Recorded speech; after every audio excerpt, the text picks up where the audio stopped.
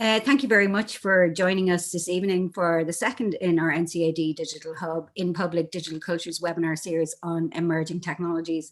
And I would like to extend a very warm welcome to both our speakers, international artist Nora Badri, who will be sharing with us some of our approaches to using machine learning and AI technologies within our practice, and researcher and lecturer Professor Barry O'Sullivan, who will be discussing his own research in the field of AI and ethics.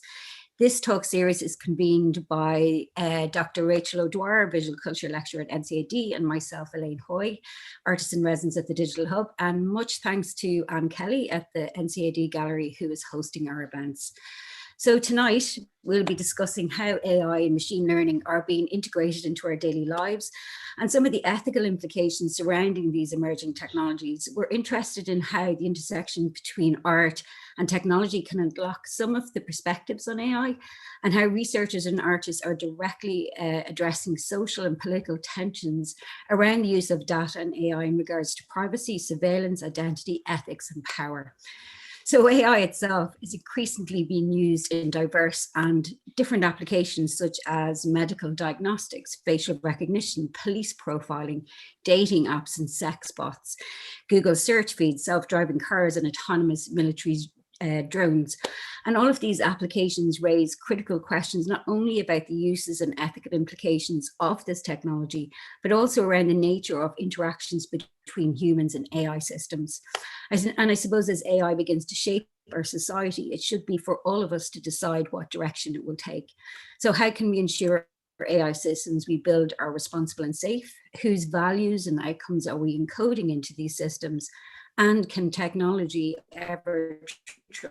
These are just some of the questions we'll be looking at tonight. A short presentation from both our speakers, followed by a Q&A in which we invite you, the audience, to ask questions and open up a discussion surrounding some of the themes tonight.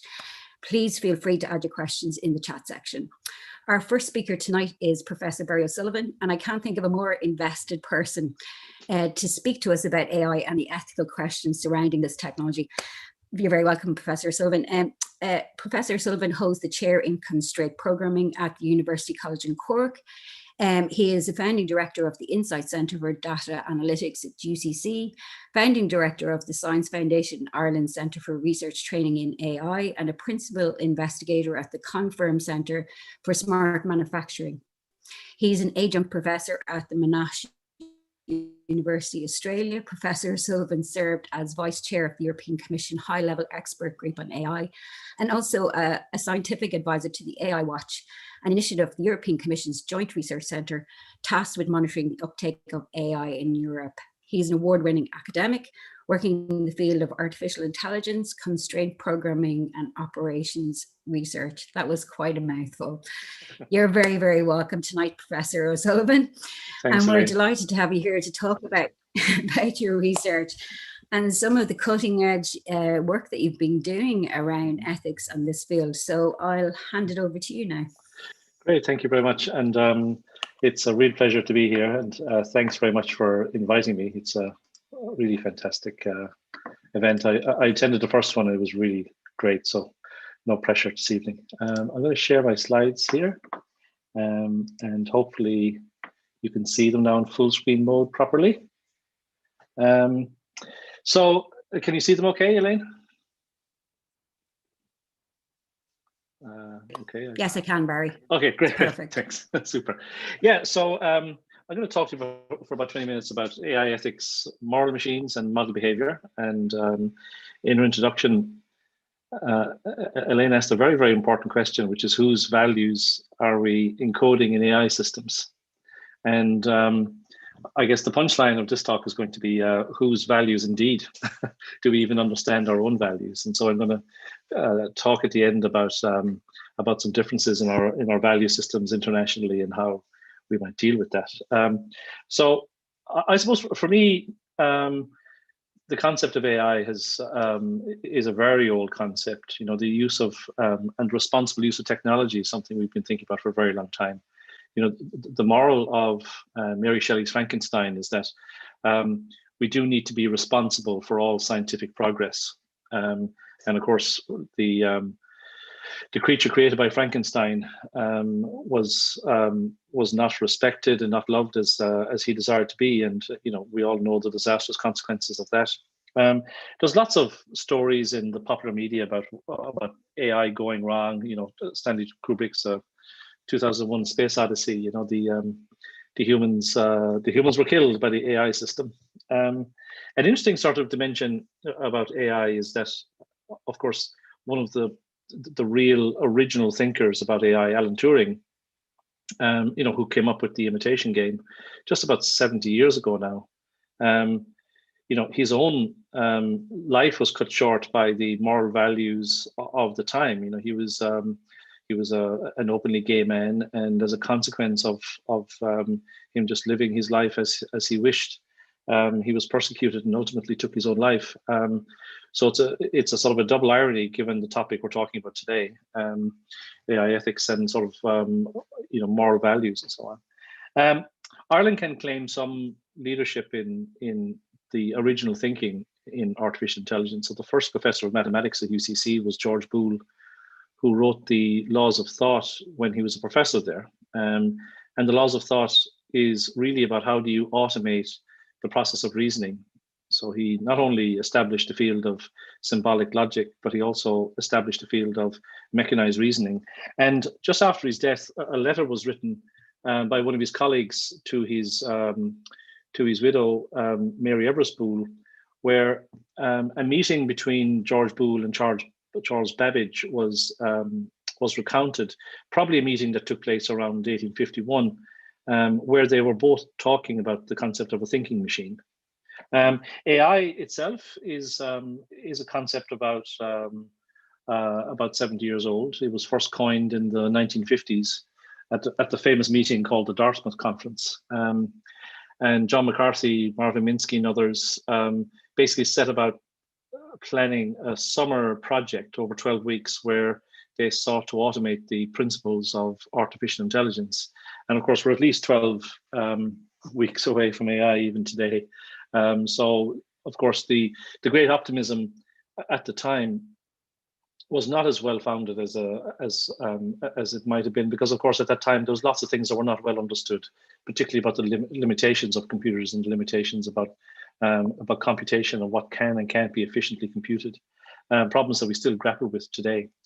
One of the reasons why we talk about AI so much today is because of the development and of great successes of a particular subfield of AI called deep learning. And these three individuals were largely credited with that revolution.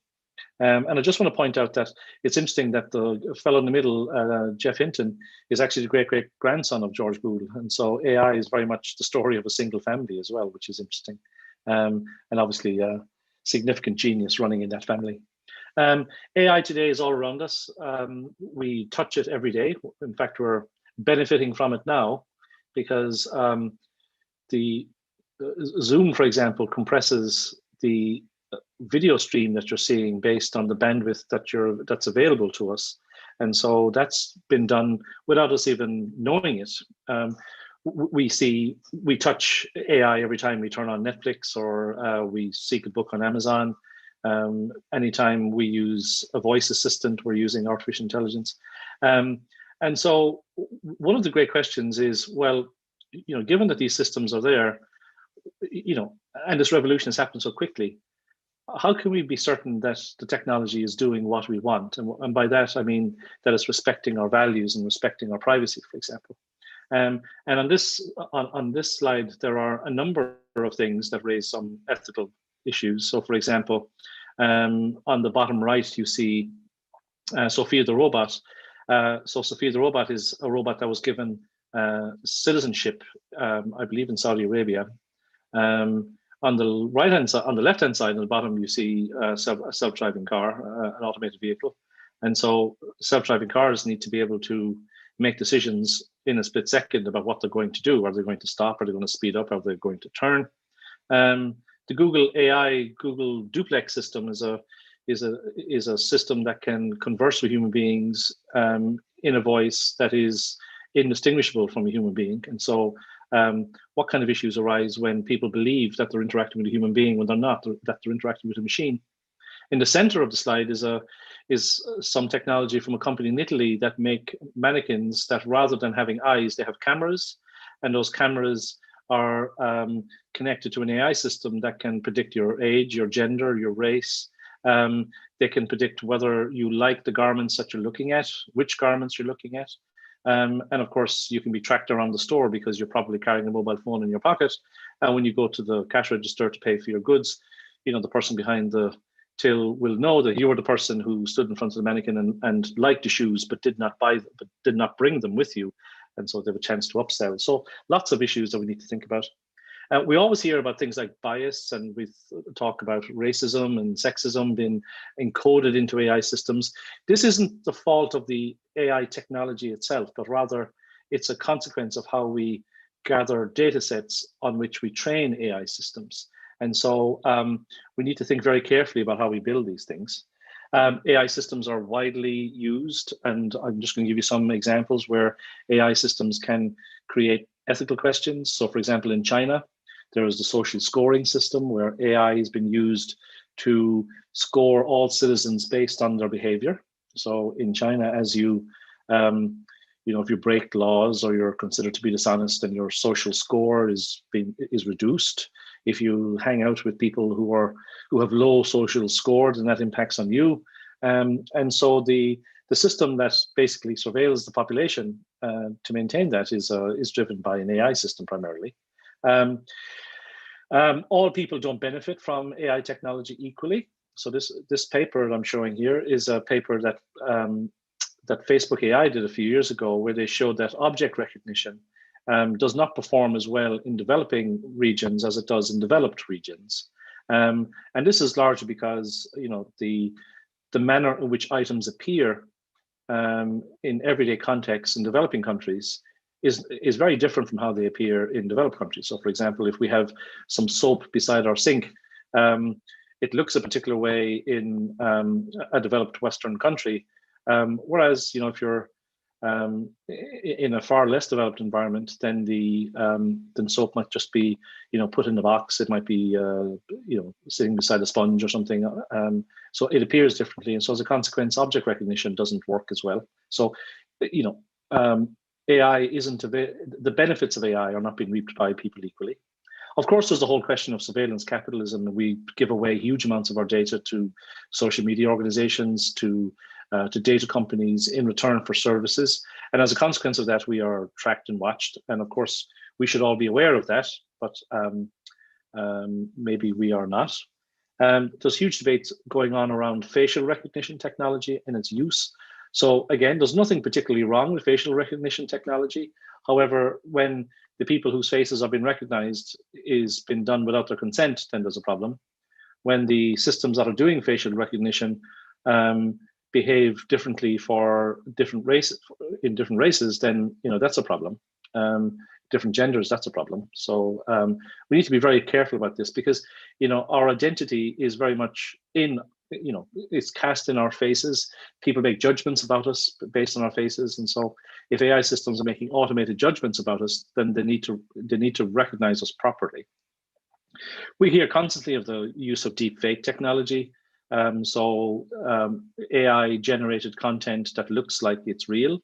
On the left-hand side of the slide here, I just make reference to a piece of work that was done last year, where a talking head video, so this guy speaking into a camera, the AI system can generate a transcript of what he is saying. You can then edit the transcript of what he said, and the AI system can generate a video to make it look like he said the thing that you typed. And so while this isn't extremely convincing, if you look carefully, you would see it, but of course you'd need to be looking for it in order to see it. And again, over a poor video connection, maybe we don't get that sort of benefit. On the right hand side is our deepfakes is a deepfake detection challenge. And so deepfakes are really hard to deal with, and so we might talk about that again later. Of course, we've all heard of the impact of AI technology and personalization in elections. We're concerned about AI in military applications. So I do a lot of work in diplomacy related to the use of AI in different settings. The environmental impact of AI in terms of the amount of energy it uses when training large tool chains, this is something we need to think about. So this is a paper that reported on the amount of carbon that's produced by very advanced deep learning natural language processing systems. And they use many times more energy, generating many more times the amount of carbon that human beings do in a typical year. In pandemic environments, AI has been used widely. So it was used to predict the coming of the pandemic quite accurately, which is a good thing.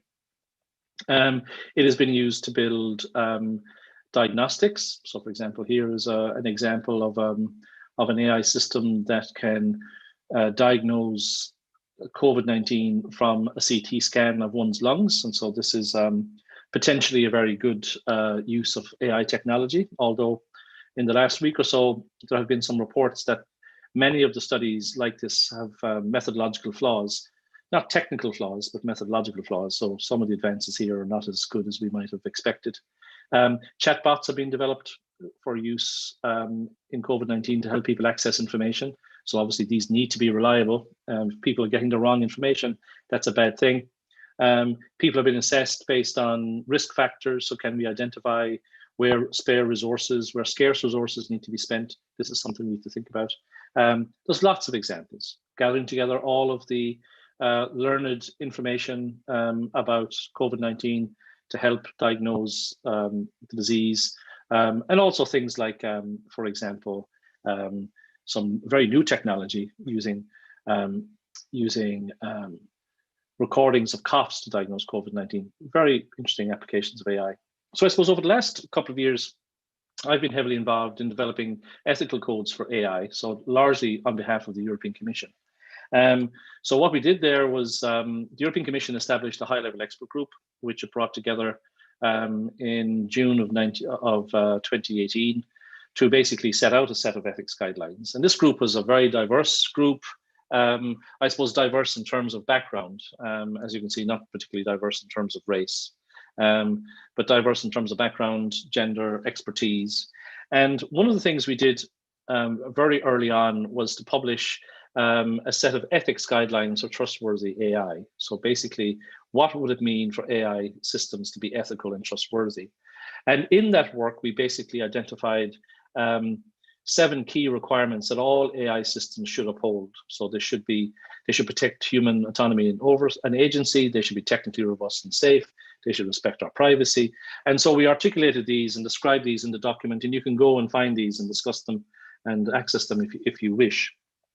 And these are all, I think these are very, very fine key requirements to have. Of course, the question becomes, well, how do you ensure that these requirements are upheld? At our university, one of the things we've done is produced a tool to support the Commission in assessing AI systems.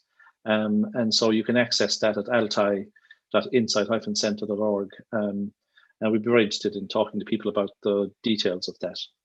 I suppose I want to just deal with 2 specific aspects of AI ethics, and one is bias.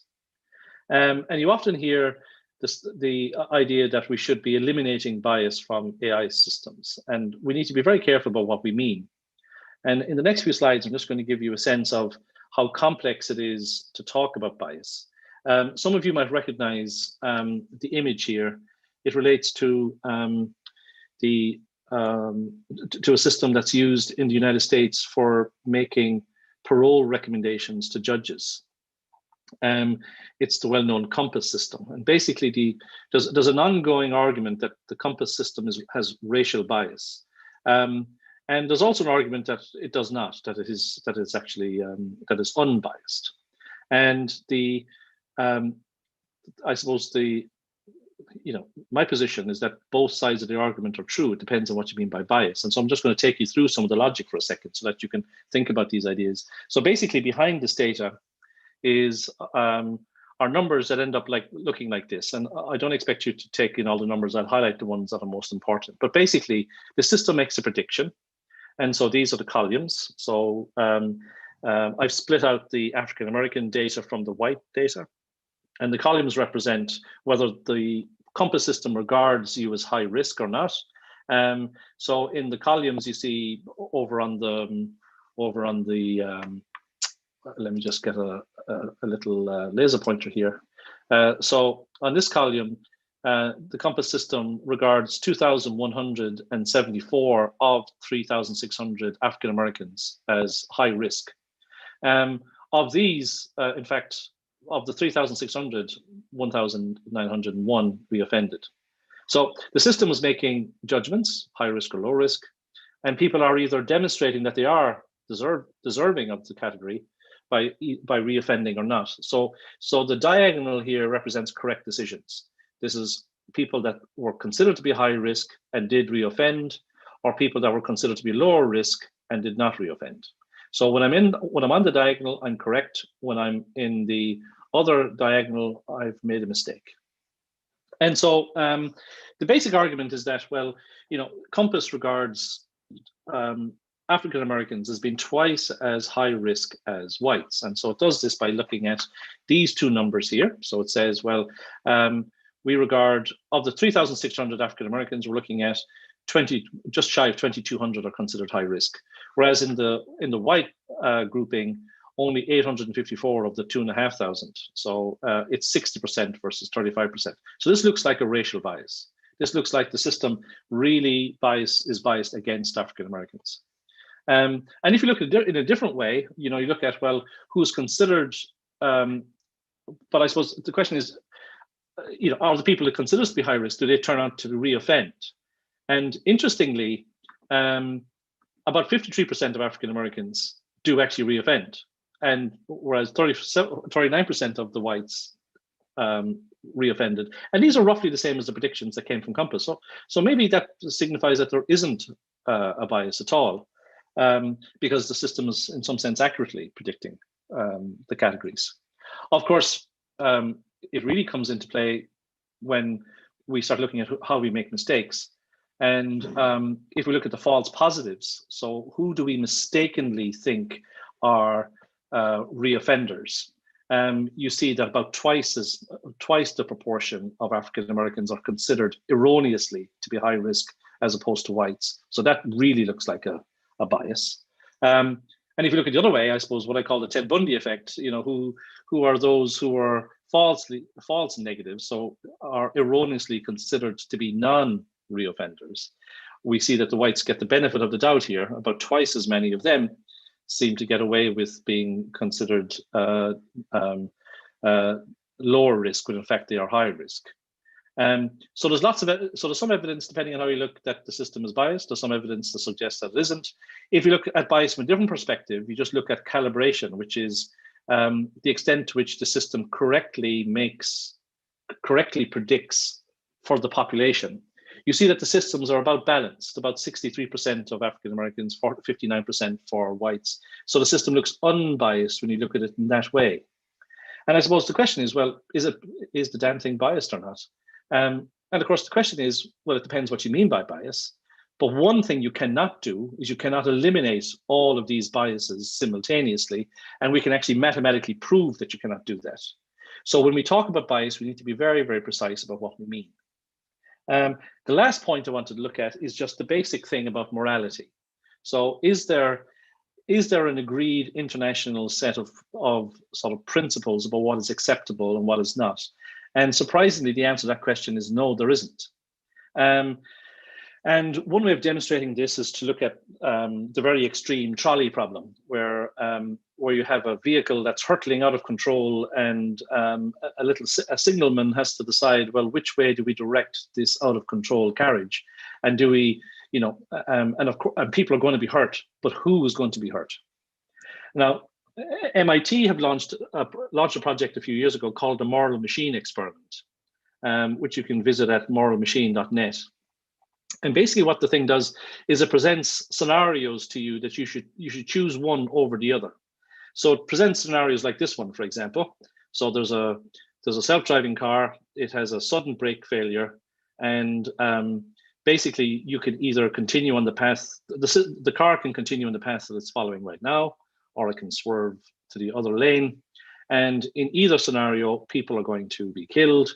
And your decision is, well, which scenario do you prefer? So do you think it's more appropriate that in this case, if you keep going straight ahead, 2 male executives pass away, 1 boy, 1 male doctor, whereas on the other side, it's 2 female executives, 1 girl and 1 female doctor. It starts to get a bit extreme, right? But and the system starts presenting lots of these scenarios, and you choose one over the other. So, for example, in these 2 scenarios, it tells you that on the left-hand side, if you carry out that action, 2 elderly women are going to be killed, 1 elderly man and 1 woman.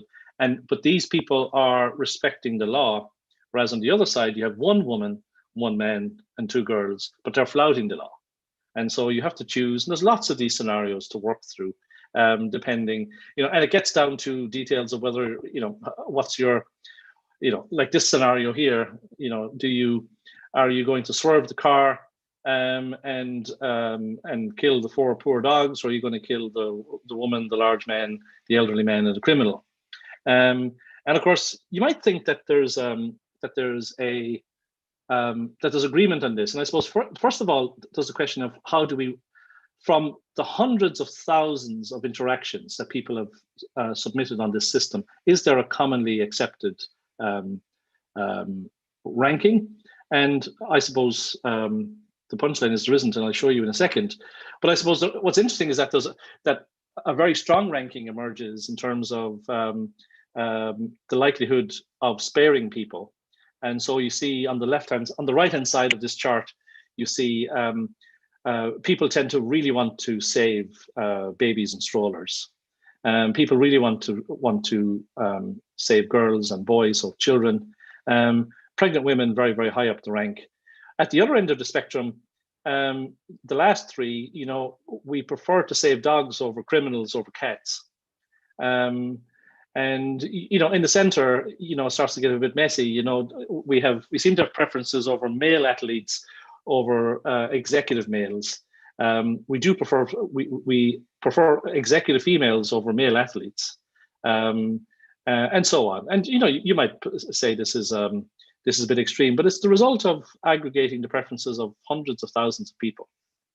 And what's really interesting is that culturally and internationally, there is no agreed ordering. So, and on this chart, basically, this is grouping countries together based on the preferences that that people from those countries have articulated in these kinds of experiments. And you see very different groupings. You don't see one group.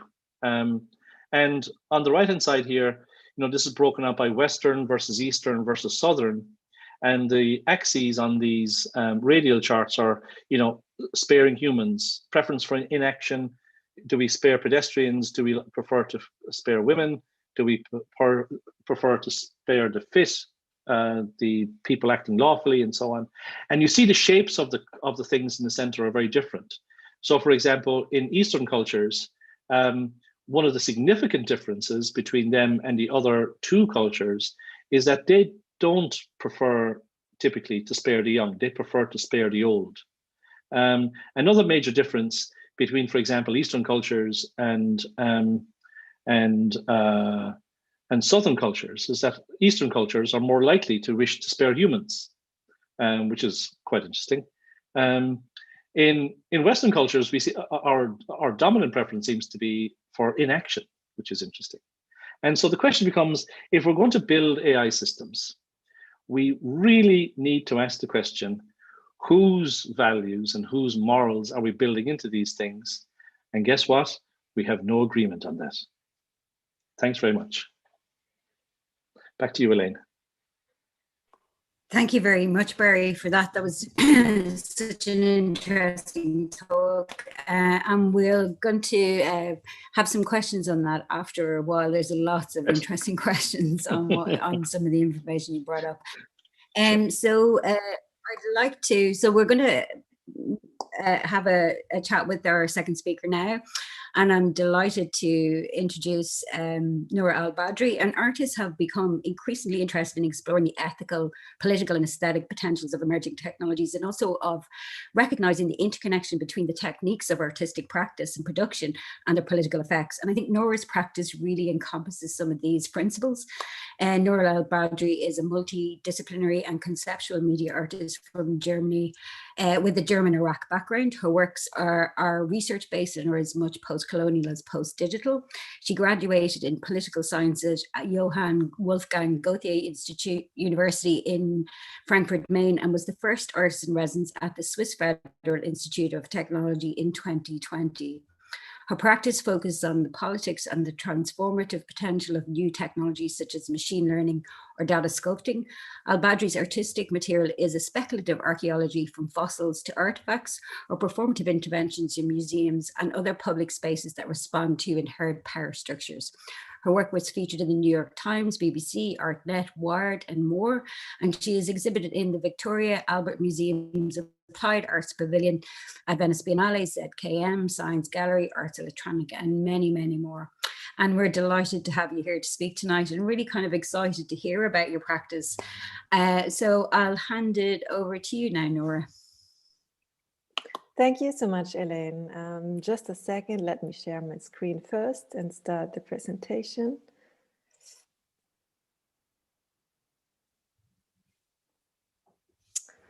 Yeah, maybe before I start, please allow me to say also a few words about my practice a little bit more in generally, and then I will go more into one specific project that I would like to discuss today. And I'm grateful for Barry's words before that on the whole also theoretical context, because the works will also touch on all those questions, but from a very different angle, I guess. And yeah, please allow me a little bit space to explain the projects in detail. So you, yeah, we'll at one point we'll get to those questions about AI as black box, biases, and these kind of things that are really relevant, I think, and from an artistic point of view, very interesting. So a little bit more generally to introduce how I work or why I work is in the digital space especially, is that my work is based on the hypothesis that the internet and the digital is a profound space, which of course emerged originally out of military research, as we all know, but it still offers a subversive and emancipatory space, and that is very, very important to me. So the digital is like a social practice, cultural technique in order to decolonize and democratize museums, collections, narratives, histories, and eventually to activate artifacts and their ghosts. So today I will talk a lot about museums and objects, but that in connection to AI and what comes out of that actually as kind of ghosts, I guess. As Elaine said also, we live in this post-digital world, but we also live in a post-colonial world. And this is what I find interesting when we look, for example, from where does data come from and who talks about who is the other here. And this colonial patina is everywhere, as well as computing is silent and ubiquitous, as we have learned. So with my work, I aim to develop and create a form of techno-heritage or speculative or anarchistic archaeology that is emancipatory and decolonial, and where the use of computing and AI is helping us to understand cultural material in new ways, and namely through their data, like cultural big data. And after all, in a way, the whole debate is not about the kind of, let's say, licenses or questions of digital access to museums, but about who owns the data and who controls it. And the same, I guess, goes for algorithms. And we kind of finally have to get over the assumption, and believe me, it is very much sticking around, that the modern West is the root of the world's consciousness, or even the place of universality. So today, let us exercise some recentering, as the Kenyan writer Ngugi wa Thiong'o coined it. When we look at museums, the digitization of objects from collections is kind of manifested in notion from the museums, beside having the monopoly over the physical artifact, also to become like what we say in Germany, Datenkraken. It's like a data octopus. That means they as institutions collect data sets of their possessions, and well, sometimes, of course, they even stream data of the museum's audiences.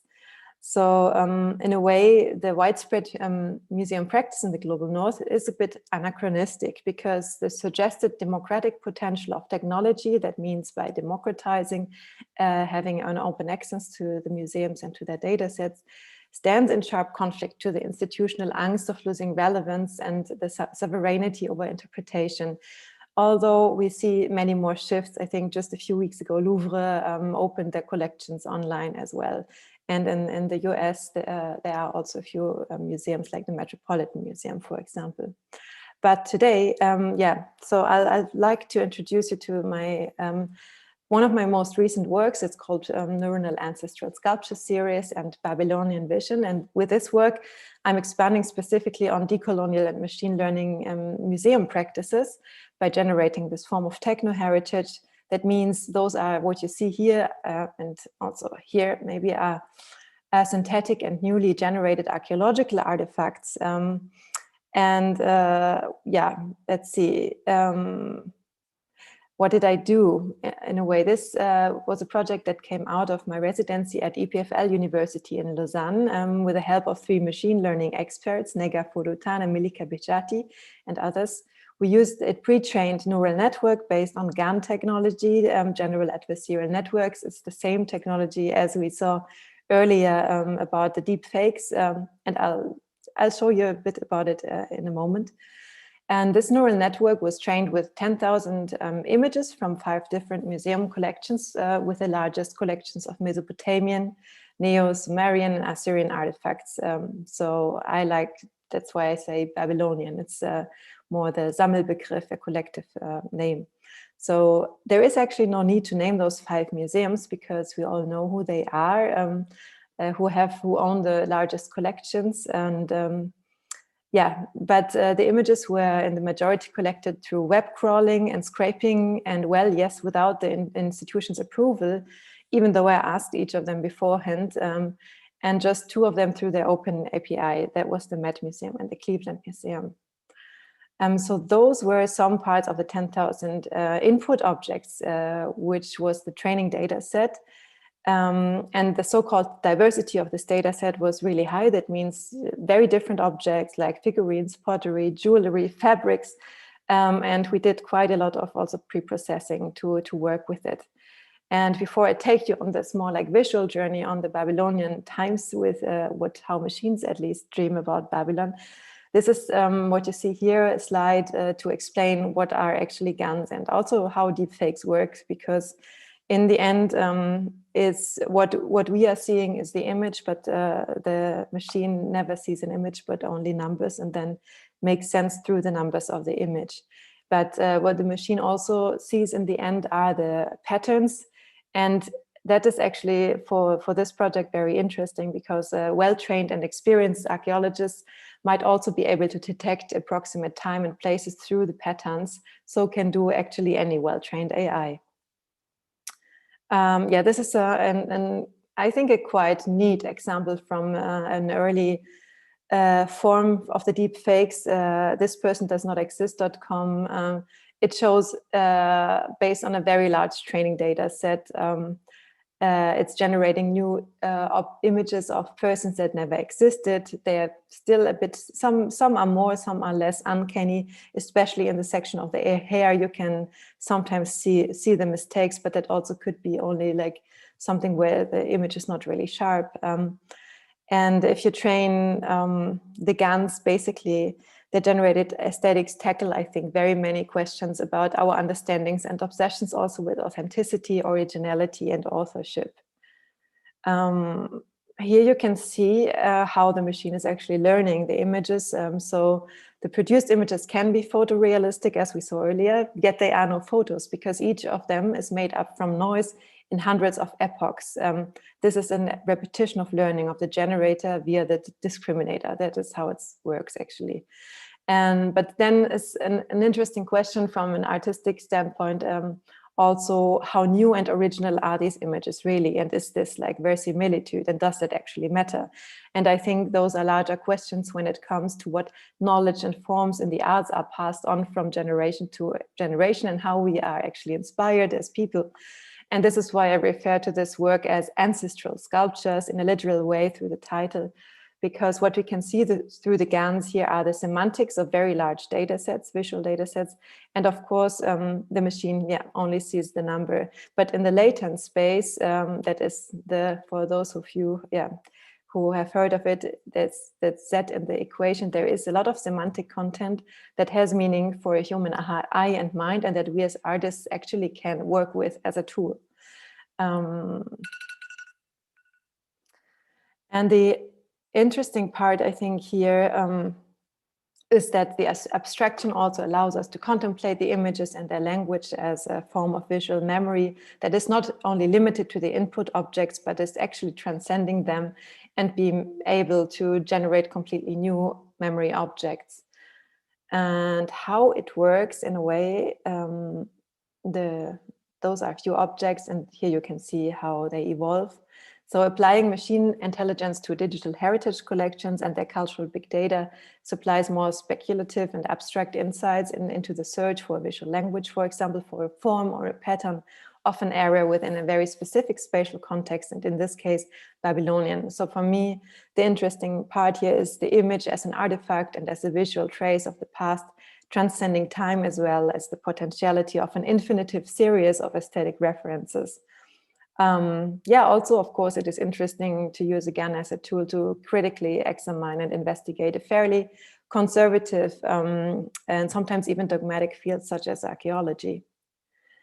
And let's see, the materiality for this project is very important, even though what I show you here now is like two-dimensional, it's flat screen, but the input objects, they have a surface, they have a materiality. So I think if machine learning is seen as a technology performing and processing our collective memory, it makes sense to apply it actually to cultural big data and to generate new images as traces or circulating image worlds here. Let me see, I want to go a little bit yes, to this one. So I think this is an interesting quote when we kind of look at what art means, and I'll read it for a moment. So for the ancient Mesopotamians, an immediate encounter with the past was possible through the images and artifacts of antiquity, not because works of art represented in a secondary or removed manner historical or mythological scenes kept in collections, but because of the very direct encounter with the past itself. I like this approach of images actually as not just representation, but the image is a very direct encounter with the past. And I think that can also be true for big cultural data and those newly generated images. The focus of my project lies specifically in the Iraqi geographical region and context and its archaeological artifacts through time, and it is dedicated in a way to contemporary Iraq, which is nowadays like a death world where one is excessively confronted with human as well as cultural loss.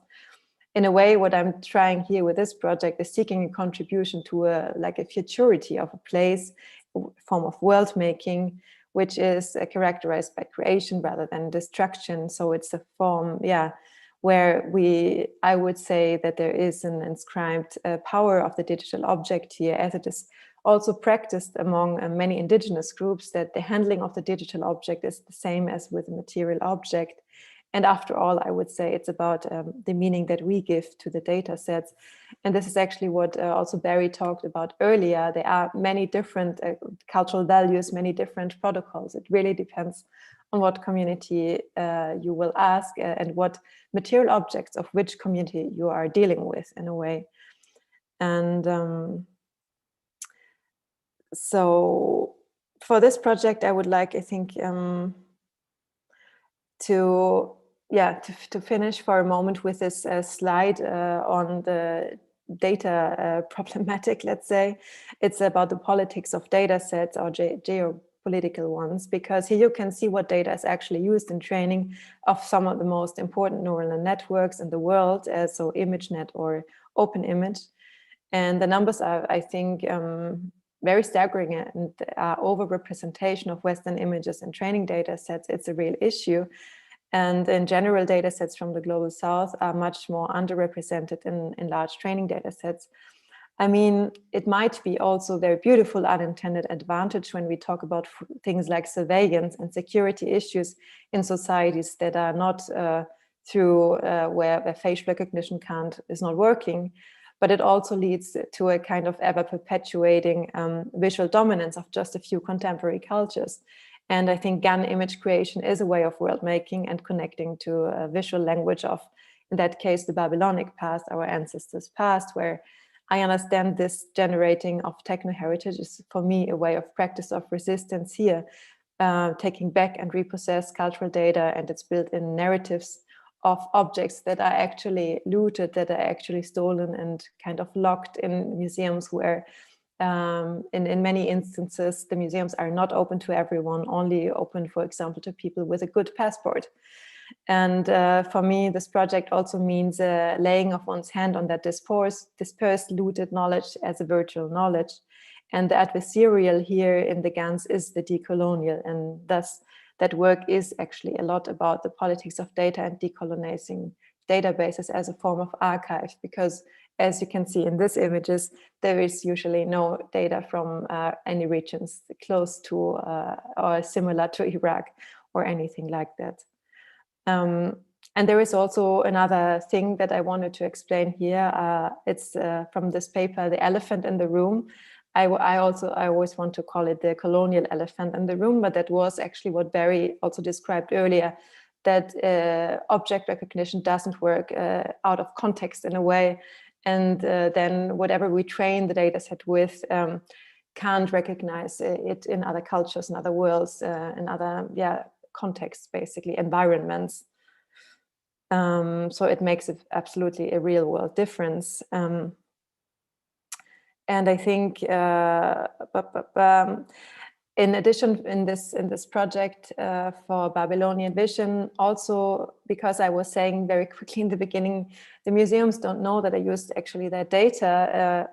It is something that is for me a very important part in this project, because it is an emancipatory and also decolonial part. That in this, in addition, as the AI is a black box system, it means that it is almost impossible to trace back what the input data was that turns into an advantage here. So the chosen museums can't make a legal case against this form of image creation, because they will never be able to prove which data sets are used in that case. So just you don't know where the input data came from. And ironically, this black box problem can now be used against the museum, against the colonial machine.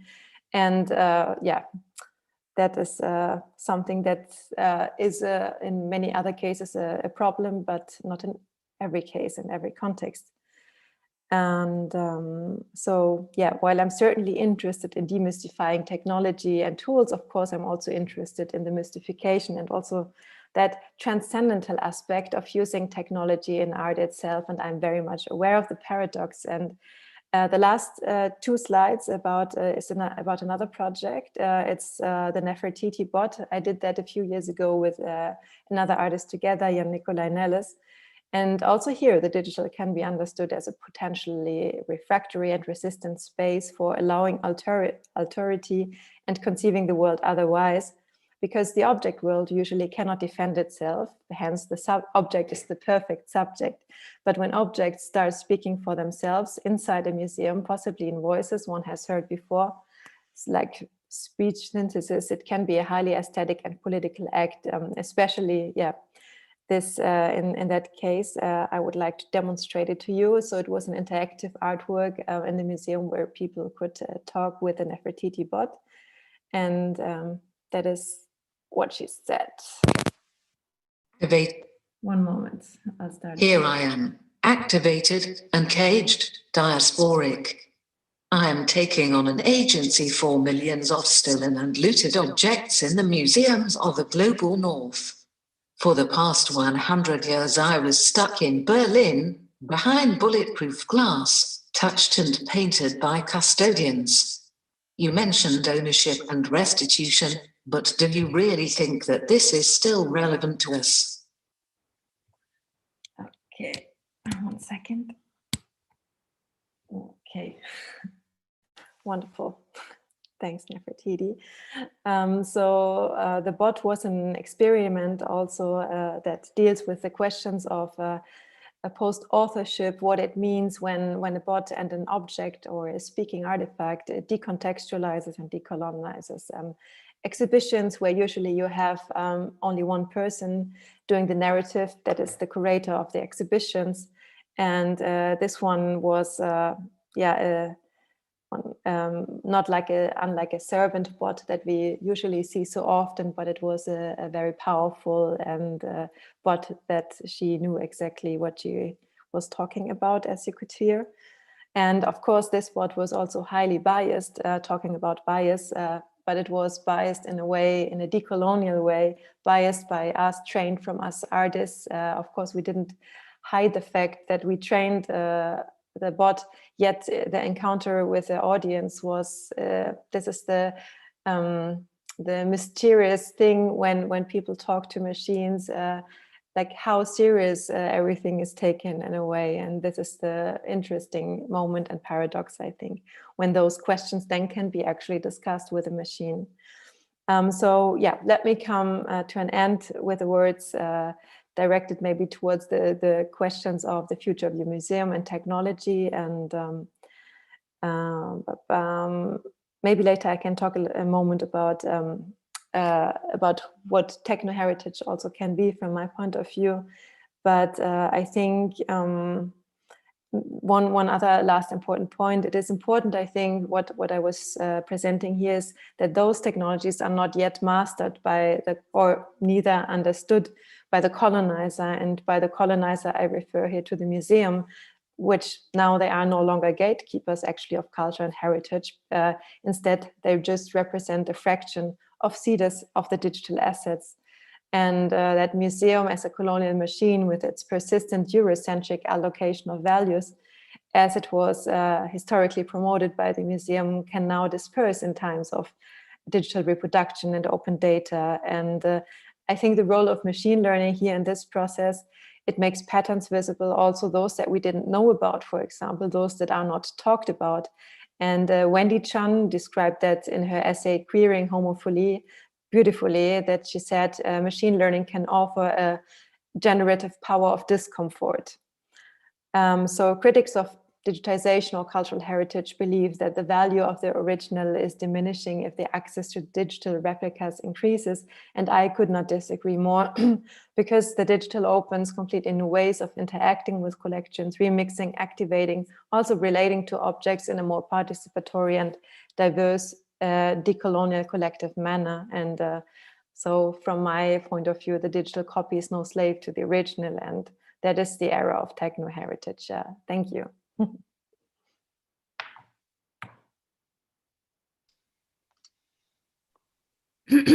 Thank you very much, Nora. That was a wonderful talk. There's some really interesting questions coming in from our audience in regards to both your talks. I'd like to just, if people don't mind, I'd like to just ask a question too of my own.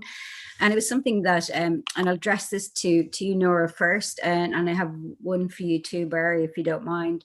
You kind of spoke about this idea of the original and authenticity, and it kind of reminded me of another quote by the philosopher Walter Benjamin, and he argues that artists can juxtapose tactics and provoke true destabilization and reflection in order to awake a sort of a political consciousness.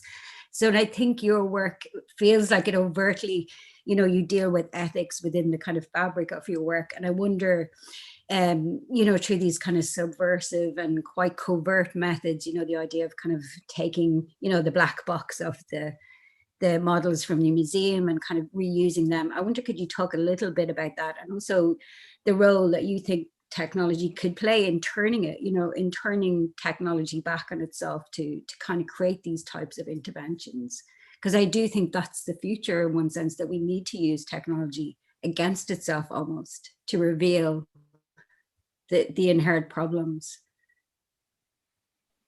Thank you, Elaine. That was some big questions I'll try to respond briefly, but yes, of course, I think it's in the heart of my practice that I deeply believe that there is a lot of good you can make out of technologies. You know, it's absolutely not neutral, but that is also beautiful if one admits it, and if one, I guess, also relates to this in a more transparent way, and also even in a more conscious way. So probably one of the most biggest challenges, I think, is something that many people assume if we use tools if we use apps, then and know how to do it, then we are like literal or so. But we as a society need to learn so much more. I think that's actually the main thing. And for this, for example, Nefertiti bot, it was also somehow, it had an educative moment, because after a while people realized, oh my God, like the machine is actually telling me some kind of truth. And then while being very, very, surprised and fascinated by it in the beginning, and then starting to question themselves, like, is that, like, what kind of truth is that? And so I think this is one of the challenges we have as researchers, as artists, to play with it, but also to engage in these questions. And there is one funny thing, or it's very sad actually, when we talk about digital natives. This is ridiculous, because first of all, there's no such thing. And second of all, usually it's the natives that have the worst access to technology and things. And so it's a ridiculous term overall. But I am fascinated by technology. I love it. I see a lot of very good potential, especially in AI, because it is some form of collective mind. And I believe in a way deeply that humans are mostly good and have good intentions, and that's therefore same goes for AI. Yeah.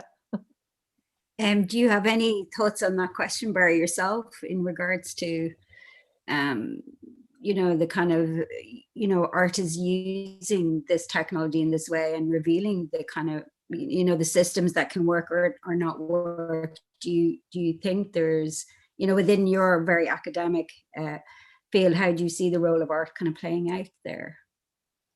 Or do you see it as having any? Oh, absolutely, it does, of course. In fact, the first talk I gave this morning at 9:30 was a talk called "Optimization Art." It was about how to use AI to generate art. No, not art, but images and pictures rather. So I think art has a really important role to play, and I think one of the for several reasons, I suppose. One of the great challenges in the technological world, and I think Nora plays on this in her work, if I understand it, is the creation of hallucination, in a sense. That how do you know that you're dealing with something that is real? And actually, one of the big ethical challenges in AI is around the creation of hallucination. So what I mean is, if you build an AI system, is it ethically correct that the person doesn't recognize it as an AI system and in fact thinks it's real? So and this arises with creating I suppose hallucination in the young or the old, especially the vulnerable, people who might be cognitively compromised, for example. And there was a great controversy around the Google Duplex conversational system when it came out, that it really fooled people into thinking that they were actually dealing with a human being. And so it's kind of ironic that, in a sense, the whole field of AI has been trying to pass this Turing test, which is, can we basically fool a human being into thinking that they're dealing with an AI system? And then when we start to do, now we've started to do that, and the sort of the ethics tells us actually we shouldn't be doing that at all. So you want people not to be fooled into thinking that they're dealing with an AI system. So I suppose there's that sort of hallucination. I think art is really important because one of the great sort of challenges is like the creative process of art raises lots of technological questions. I think, Elaine, when we met previously, I was asking you, is there a Turing test for art, in the sense of, could an artist tell the difference between a piece of work that was generated by an AI versus a piece of work that was generated by a human, by an actual artist. You know, and it's a very uncomfortable question to ask, right? So so one of the questions that we've been asked is, who do I think is not going to be made unemployed by AI? And I think the first person on my list is artists, because I think AI systems do not have that flair, or do not have that dimension for dealing with those sorts of things. I'm not quite sure if that really addresses the question, but hopefully somewhat. I hope your prediction Thank is you right. very much. Yeah, maybe. But I'm quite certain. I'm quite certain about it. Yeah, our next book is actually with AI and creativity. So, I just have a question from Rachel O'Dwyer here. We hear a lot about. Oh, sorry, it's actually the one. Oh, yeah. Sorry, I'm just going up to. This is for Nora about and for you, Barry, as well. This you spoke about the decolonizing data sets and what would a decolonial AI look like, and what thinkers and makers should be looking at to shift our perspectives. I think that's a really important question, because it is fundamentally the basis, this idea of the data being the basis of kind of all power within AI, weirdly, as yet. So, there are a few questions, but a few answers, sorry, many questions. But I think what thinkers or makers should we be looking at is, I would kind of recommend kind of the fundamental reads of what is postcolonial theory and what it means. Usually I also bring a quote from Frantz Fanon, who kind of explains very neatly what is decolonization, what do I mean by it, because I talk so much about it, but today I try to cut it short. Next time I'll include it again. And but this is, I think, the basis, the theoretical basis for creating also decolonial AI. But then I think it comes from very different strands. In a way, one can do a decolonial database, like to find those data sets that are more diverse, for example, from many standpoints. But the most convincing thing I have read about decolonial AI is actually something like a local AI made by the people that the AI is concerned with. This is the most general thing I can say about it, how as close as it gets in a way. And I'm sure I forgot things about it, but yeah. It kind of raises, it sort of resonates with the whole debate around bias, because, you know, the debate around bias also suggests that bias is a bad thing. You know, we shouldn't have bias, but of course, you know, when you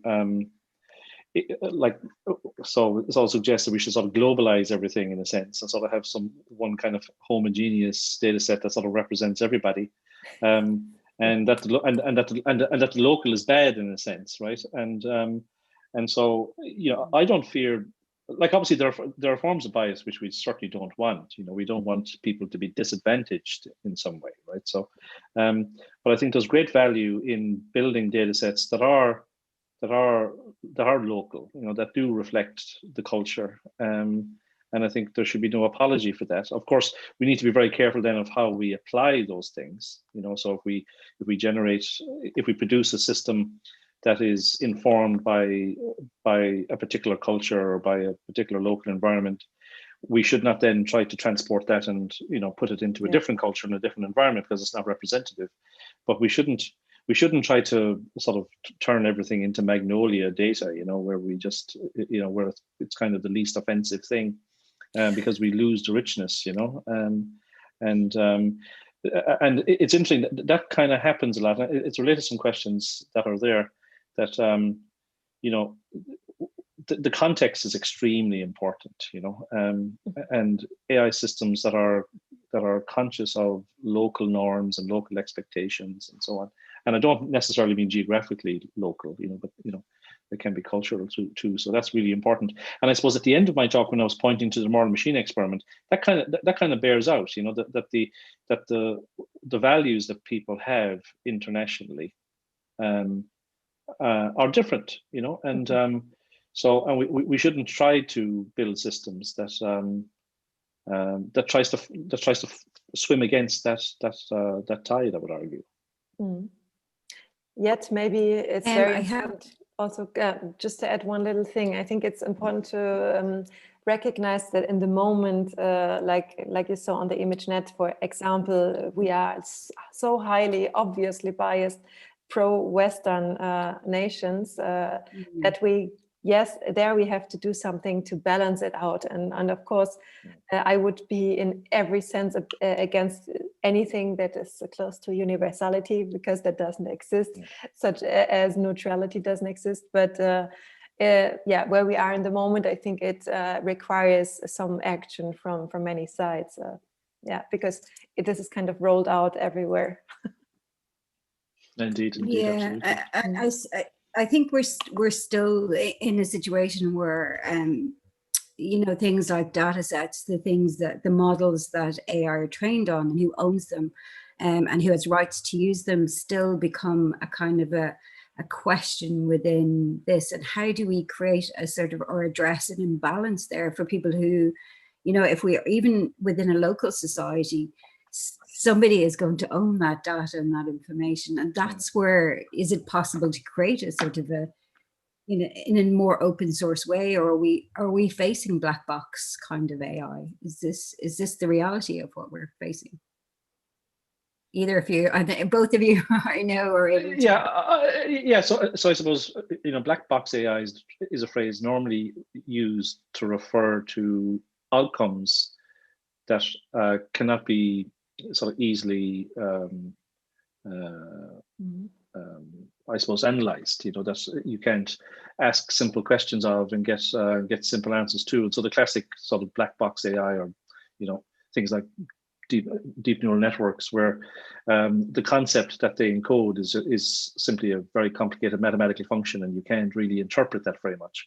It was interesting to hear Nora say that that she looks at the latent space of some of these networks, because that's actually really interesting, because that's also used as a scientific discovery tool, which is interesting. So it's interesting to hear that it's also used as a in the artistic process, which is nice. But like, I think, as with all things, we need to be careful. We need to be careful what we wish for, you know, because, like, you know, if all data is open and everybody has access to the same data, then you know, in a sense, there's very little surprise. You know, companies would say that open data doesn't allow them to be competitive. The question is whether if all data is, if there's nothing that we have for ourselves, that you know, can we really sort of surprise people by what we create? You know, maybe, you know, if you think of just, I'm not an artist, by no means am I an artist, but, you know, the you know, what one starts from and how one builds things are proprietary in a sense, you know, so it's what makes your work yours. So I think we need to be very careful what we wish for. Like, it might be sort of politically correct to say that data should be open, and, you know, things need to be open source and things need to be transparent. But, you know, where's the excitement in that? Where's the what? Where's the excitement in that? Sorry. I think it's more about, I suppose, representation and things like that. That those are. And also just knowing what data is being used and how it's being used would be, I suppose, it's a level of transparency. How do you certainly, certainly you do want AI systems, if they're making decisions about you, to be accountable, and so you don't want some AI system telling you that, you know, no, you cannot get the loan, or no, your children cannot go to that school, without you having the opportunity to, you know, to ask the hard questions about those AI systems. In my slides, I refer to Cathy O'Neill's book, Weapons of Math Destruction, which is a book really about all of these kinds of, you know, bad algorithmic outcomes.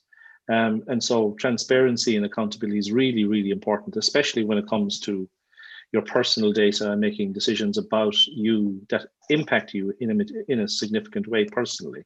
So I think that's absolutely critically important. And of course, that's law in Europe. You know, you are legally entitled to that level of transparency, even from algorithmic systems.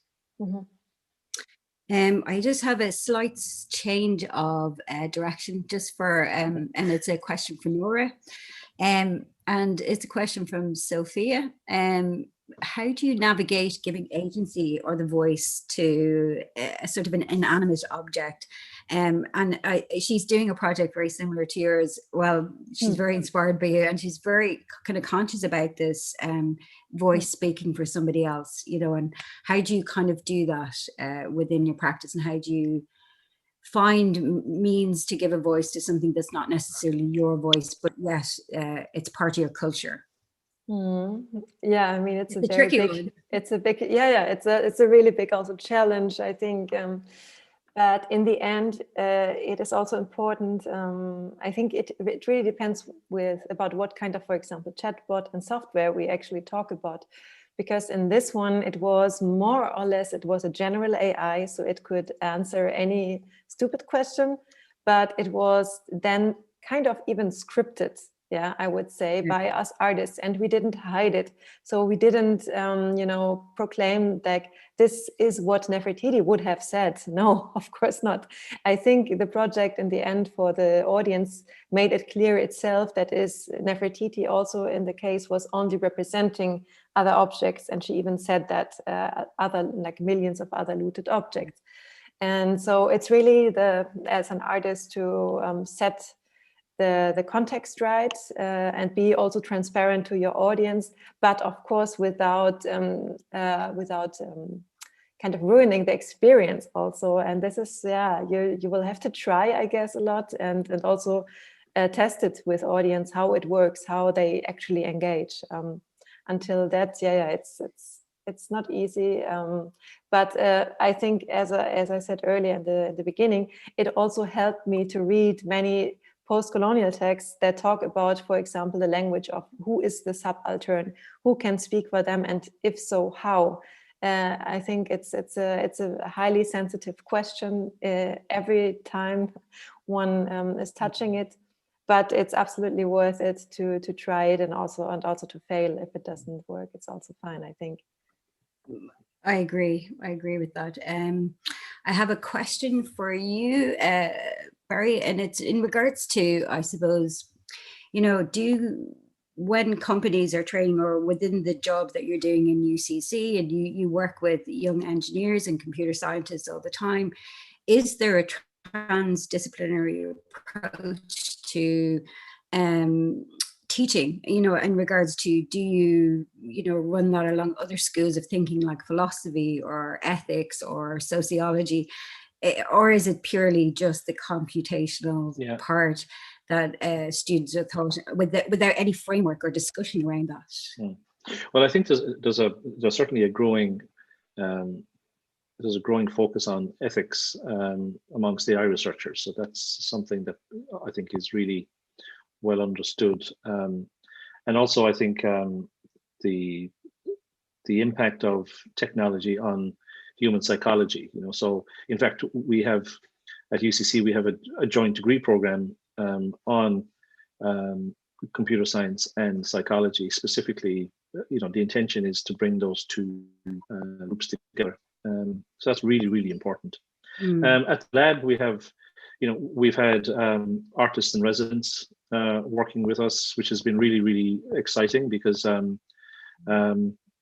you know, there are perspectives that people have that, you know, that we don't have. You know, those questions that would be asked of us that we that are far more challenging in a sense than the technical questions. You know, the technical questions are easy. You know, while they might be technically difficult, at least you can recognize that they are difficult, right? So there's a sort of an objective basis for making that, for doing that. But when people start asking you the questions about well, you know, just what is artificial intelligence? You know, people think about, you know, common definition is, well, it's trying to build systems that replicate some aspect of human intelligence.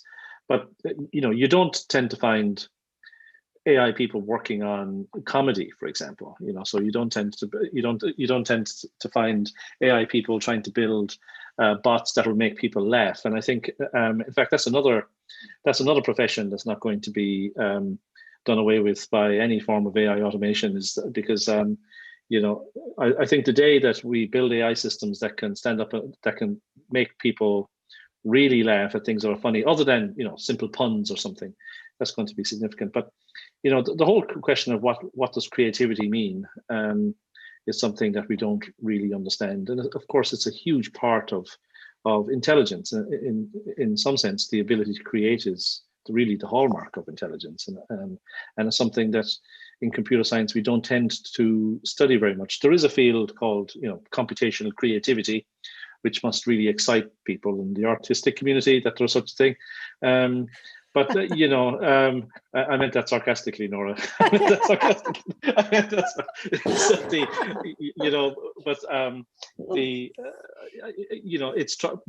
What are these things trying to do? They're trying to, I suppose, create the illusion of being creative, and that is not the same thing. Yeah, exactly. Yeah. And I suppose the last question of the evening, I was just going to talk about big tech and sure. All the bad guys. Yeah, I suppose that kind of monopoly that that big tech has on this technology in particular, and the fact that there's no guarantee that they will use it for social change or social good, and how do we challenge that? And I know, Nora, your work already, you are doing that by the very means you're of your work, but I think it's a bigger question within this field. When Google released their TensorFlow and made that open source, but they also did a very, very particular reason, so they could harvest all our information of us and test it out. So I'm just wondering what you feel, both of you feel, about the whole kind of position of big tech and the role of kind of how we can kind of, I suppose, challenge that or make it accountable. Yeah. So Nora, do you want to go first, or will I go first? No, go ahead, please. Okay. Yeah. So I think this is a very thorny issue. I think I think we all know at this point that if something is free, then if a service is free, then then we're the product here. And I think people are being unfairly exploited by many big tech companies.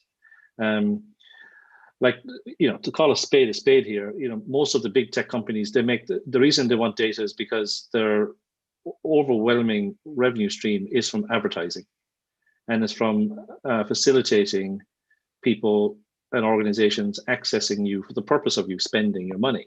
That's the the other big ones is to get you to act in particular ways without you necessarily knowing it. And I think most people have certainly felt like, how many times have you searched for something like a very specific garden tool or a very specific thing, only to be flooded with advertisements for this for the next 3 weeks on your social media feeds? And this harvesting and combining of data is something we need to be very, very conscious about. Obviously, there's regulation in place. In Europe, there's a general data protection regulation, which is supposed to protect the use of your private data. But of course, the average person, I don't think, is really aware of what their rights are and how they can exercise their rights. And they also don't quite understand, how is data influencing me? So, the fact that you search for that particular holiday, is it because you really wanted the holiday, or is it because over the last several weeks, you've been exposed to lots of advertising, which sort of gets you to search for that thing? It's a real problem. I think a lot of the big tech companies, I think, have fallen very, very badly on the ethics road. I don't want to mention any companies' names, but we've seen lots of examples where companies have been caught very badly on the wrong side of the line, entirely of their own making. We've seen examples of people who have been fighting the good fight from an ethics point of view, only to be fired or essentially, constructively dismissed from organizations. Whether do big companies use things for social good? That's, that might be a side effect, but it's not the purpose. I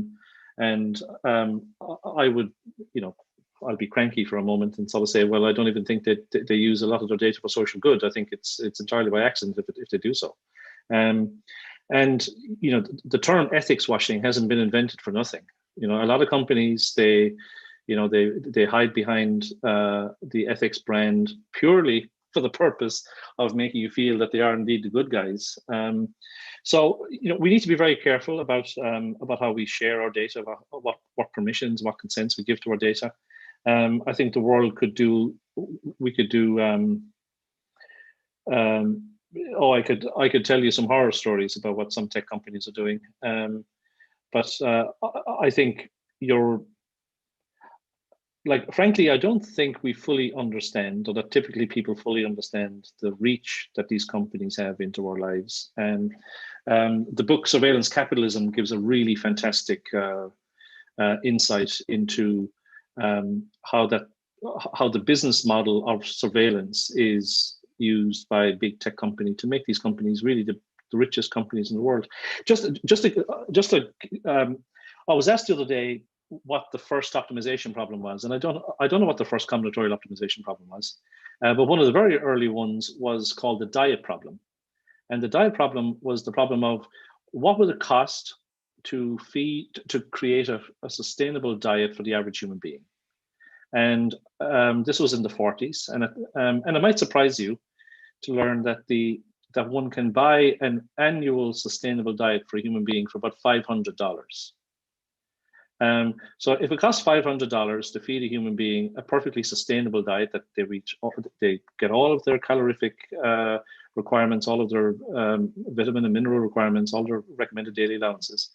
When you look at the capitalization of some of the biggest companies in the world, you have to wonder, well, if they're social good, then, you know, can we see some examples, please? So maybe I'm being a little cranky, but I think our data is certainly being used in ways that we should not be happy with. Yeah. Oh, what should I say? I would go back to the very beginning when I said, I think media literacy, at least in Germany, it's called Medienkompetenz, is what we need. And it's nothing impossible. I don't think it's rocket science even to understand the fundamental principles and mechanics. And if we could learn this early in school, in university, then many problems would be diminishing in the future for sure. And I think here in Germany, we have a very strong community, and I'm also part of it, that work very strongly against for data protection and privacy rights. And it's working, you know, we get very good laws passed through. And but of course, you always see them trying in a way, the companies, but also the state, I have to say, because sometimes it goes hand in hand. And they all benefit from it. And the last thing, maybe what I was thinking, Barry, when you said, but we have psychologists also working with our computer scientists, then I was like, well, I think maybe it would be better if the computer scientists have their own psychoanalysis or their own therapy sessions to be a bit more reflective about what they are doing, instead of creating more exploitative psychic experiences. Yeah, absolutely. There have been some incredible examples of projects that should never have even begun. Exactly. You know, technology people often don't ask themselves. So they ask themselves, you know, what is possible? Can I solve that problem? They don't tend to ask themselves the question, should I solve that problem? So, you know, we had, and just to give you some examples, you know, there have been, in the last couple of years, there's a well-publicized AI system that claims to be able to tell the sexual orientation of people from photographs of their face. Yes. Yeah. Now, you know, it's conceptually an interesting question, you know, to ask whether one can do that. But why would you want to? Is the more important question, you know? And you know, why would you even start with that? And you know, of course, this thing has been released, and because of, you know, good research integrity and ethical principles, the code has been released in an open source fashion. So, so this code that never should have existed at all is now out there in the ether everywhere. And of course, as we everywhere, and as we know, there are regimes where if you that really prey on people based on their sexuality, and so this is a tool that can easily be weaponized, and so it's something that should never have been developed, and that question was never asked to begin with, right? So just slightly related, I had a company approach me about 2 years ago asking if my lab would build some code to be placed on mobile phones to predict if somebody was under the influence of alcohol or drugs. Now, we refused to develop it on the basis of, well, on ethical grounds, that this would be essentially a piece of corporate surveillance installed in people's phones. Mm-hmm. But the interesting question is, can you build such a thing? And with some students and some six packs and some measuring devices, it is actually possible to very accurately predict whether someone has consumed alcohol. But this is not something that you would develop and release. This is so I think Nora's absolutely right. The big question for computer scientists, especially in AI, given how easy it is to build these things, and given the disproportionate level of power that you can have at your fingertips, the first question an AI scientist should always ask themselves is, should I do this? And do I have a good psychoanalyst? And do you have a good psychoanalyst? Indeed, indeed. And that's why we need multidisciplinarity, as Elaine was asking. Yeah, guys, it is now an hour and a half in, so I really appreciate the conversation. It's a really nice place to end, actually, that question. Yes, we know how to do it, but should we? I think that's a lovely place to kind of end the conversation, posing a question to the public. So I really appreciate both your time and your amazing insights into this area of AI and ethics. And I think it's a conversation that's going to go on for many, many years to come, because it's, as you say, it's a complex issue. Morals are a complex issue, as are ethics within kind of different cultural diverse backgrounds. So I think, I think it's a topic that is going to be ongoing for many, many years. I appreciate both your time, wonderful talk. I don't know if either of you want to say anything, or are you happy enough? We've covered a really interesting. It's really great to participate. I think it's I think the series that you guys have here is really fantastic. So congratulations on the series, and it's been a real pleasure to be invited to participate. Yes, absolutely. Thanks for having us. I enjoyed it a lot tonight. Yeah.